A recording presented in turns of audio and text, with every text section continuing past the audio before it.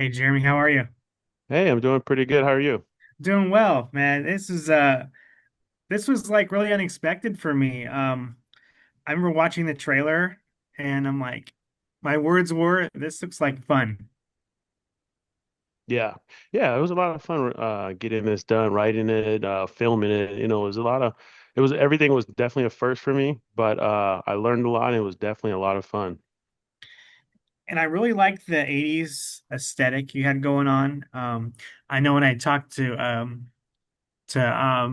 Jason and Eden last week, I had told them that a lot of times these movies they kind of shove too much of it down your throat, and I think your film like evenly paced all of that, and Hmm. it really brought me to that setting, and it made it even more kind of like scary and fearful because there were no cell phones, like the no communication whatsoever. So Benny can go out, and be on his rampage Hmm. and no one's ever gonna it's gonna take people forever to find out what's really going on. Oh yeah, yeah. That's why I wanted to like kind of film it in like the 80s theme because there Yeah. wasn't a lot of cell phones out there. So and I always I always gravitate more towards what I grew up watching. And it was definitely like a lot of 80s, 90s horror films. So I kind of just wanted to bring that back into film and horror now. I feel like it's very nostalgic and Yeah. just wanted to very just like touch on that. Yeah, it definitely was. Did you have any inspiration? Because you also did you also direct and write the short? Yeah. Hmm. Okay. Yeah, directed and wrote the short. Inspiration would just be like a combination of different Mhm. films. I also act before this, did a little bit of acting, Okay. was on some couple of horror films before, and I just wanted to take a stab at like, writing and directing and, I just kind of use that. And then like also, obviously when I grew up watching horror was, one of those biggest inspirations for me. Like a lot of the slashers were probably one of my favorites. Yeah, they're great, man. There's nothing like the 80s and 90s slashers, Hmm. but I mean your character Benny, I mean that really it's really unique, kind of like the scarecrow. Hmm. Not your typical clown, and he's just so menacing, just so he's tall and just and he it feels like his character, it feels like he's going around and when he's doing his killings, it's like normal to him. Like he's Hmm. normalized it. He doesn't almost like there's no ill intent. He's just going around and he's just doing it. And that's like really, really unnerving. Yeah. So we wanted to just I wanted to just make it just like just this psycho just going around Yeah. just killing for really no reason, just kind of more touching more on like what they did in the earlier slasher films. But yeah, Benny, I was trying to think of like a creepy villain Yeah. that's not a clown, that hasn't really been done. And I thought, okay, I feel like scarecrows are definitely Hmm. underutilized, and I really wanted to bring that to the forefront with this one. Very interesting because you're right. You don't see scarecrows too often. Yeah, when I grew up really well liking Jeepers Creepers, Yeah. and I thought the whole time that guy was a scarecrow, Yeah. and I was like, that really creeped me out. So I was like, let me see if I can like kind of do something with a scarecrow as a villain. And I figured out later on that he wasn't a I don't know what he was actually, but but Yeah. I don't either, I but got yeah. kind of got that idea from that movie. How did when you were casting for that role for your villain for Jason Brooks, how did that happen? Yeah, so I reached out to a couple different so first I was looking for a special effects crew in Seattle. Mhm. So I was reaching out to a bunch of different Facebook forums, and then like maybe like four or five different people reached out to me and said, "Hey, Jason and his team are the people for it." So I looked at his work. He had really good special effects, and then he also says he can act as well. He can play the villain. Perfect. And then when I saw him in person, he's just this tall, like 6'4", 6'5", 200+ pound guy. I was like, oh yeah, this guy, he's gonna be the villain. It's perfect for it. Um, what was out of everything, what was the most challenging scene for you to shoot?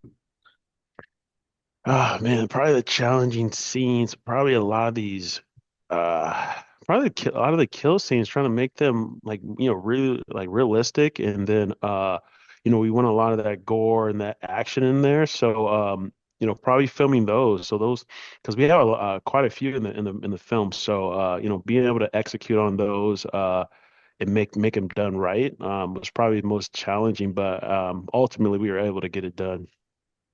And what do you think your film does differently than other, clown slasher films that we've seen, like It and then the new Terrifier? Is there anything hmm specifically that you can think of I that mean, would I make just it think, different? just think little bits of everything all together, like our villain and, our final girl, the storyline, like everything kind of touches on the nostalgia of the Mhm. 70s and 80s, but as well as tying in new horror within the film. So there's a lot of twists and turns and like, things you didn't see coming at the end of the film and like throughout the film as well.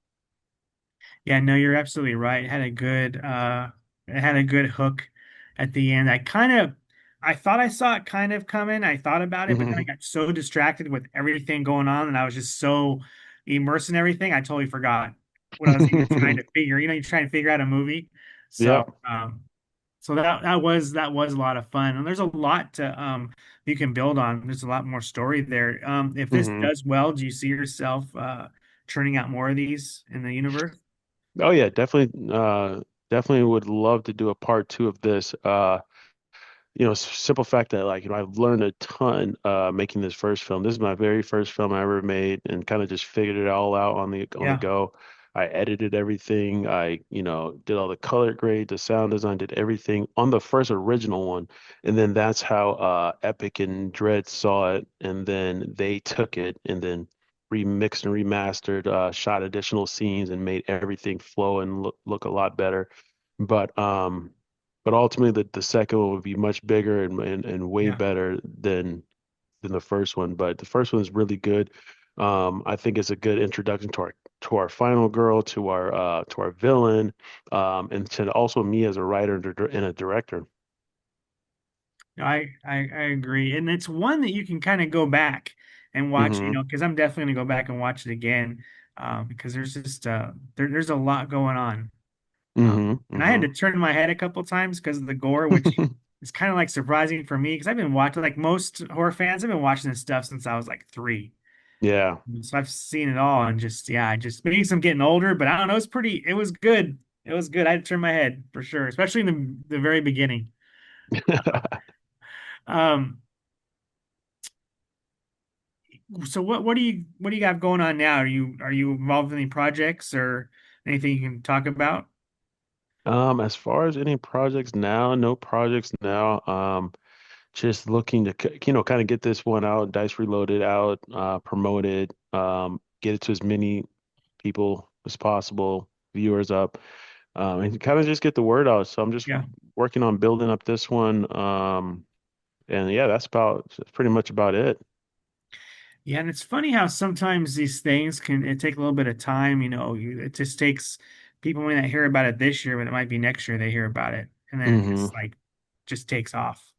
Yeah. Oh yeah, exactly. It's like you said, it's getting it out there, and it's sometimes it's still word of mouth. I've noticed hmm that really helps push something along. Um, is there any like what growing up? What was your probably your favorite horror film? Growing up, I loved Child's Play with Chucky. I liked Halloween and Friday the 13th. So a lot of those slasher films. Um, what else did I like? Jeepers Creepers. Yeah, so you like them? You like all Those the are classics? I like all the classic slasher ones. Yeah, those are the ones I Was there like. any on-set moments that you can think of that were funny or just something that went a different way than you expected? Um, Probably it was probably when you did the bathroom kill scene, one of the characters was smoking a cigarette, and Yeah, when we when we did it, we Benny slammed his head against the sink, yeah, and the cigarette, the ashes from like exploded into the lens of the camera. Like it was perfectly timed. You could not have done that any better. And it was like all on accident. I was like, wow, that was a good shot. That's awesome, man. Um, so I mean, this was, like I said, this is great, and I really hope people enjoyed as much as I have. And congratulations, man, just being so Yeah, new at this craft. I mean, it looks really good. It looks really thank good. you. It's not one of those cheap, your fly-by-night, films Thank you. you took your iPhone to your neighbor to help you with. I mean, this is, I think, it's the real deal. So I really have high hopes for this. So again, congratulations, and thank you so much for speaking with me today. Appreciate it. Thank you. No problem. Appreciate your time.